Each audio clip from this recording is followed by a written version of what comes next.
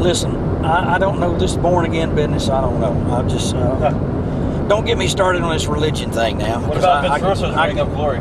Vince Russo. Boy, Cornette had nothing good to say about him. Oh, I know. Yeah, old brother.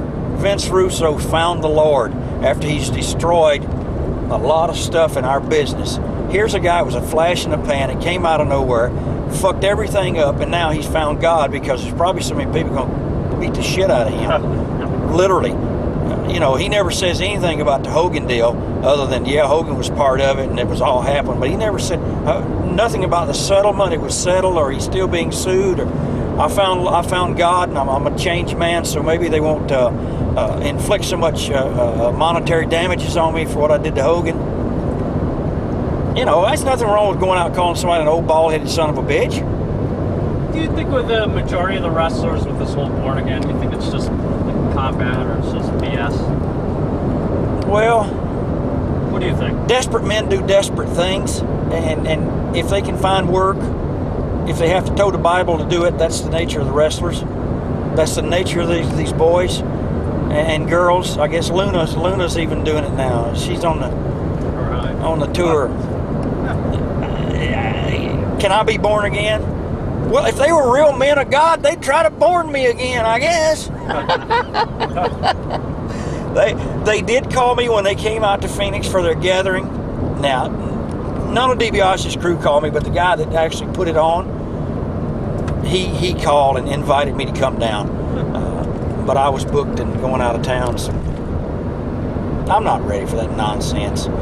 Listen, I still like to do stuff like anybody else that gets into wrestling business or sports entertainment business. I have my little vices, you know, that I do. I get a little bottle of whiskey or wine or beer, you know, and smoke a little marijuana on the side here and there, snort a little coke, hit the crack pipe with Jake Roberts, look at the girls, you know, wish I could do the things I used to do. Do you think bringing religion into wrestling, I mean, religion has its place, wrestling has its place, do you think it's just kind of, I don't know what the word would be? I don't think the two go together at all. Right. I don't think they even, I mean, why even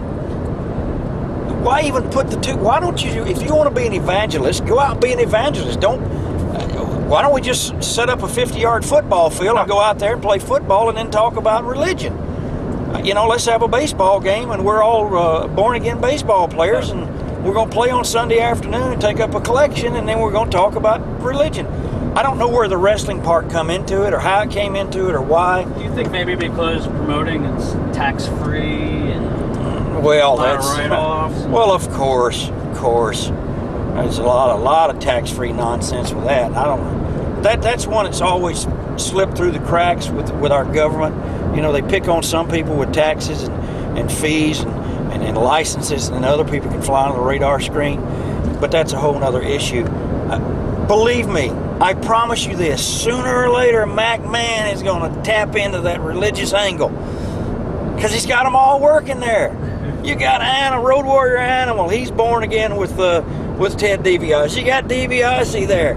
You got Sean. I don't know that. No, I don't think they've converted him. Who else is behind the scenes over there walking with their Bibles?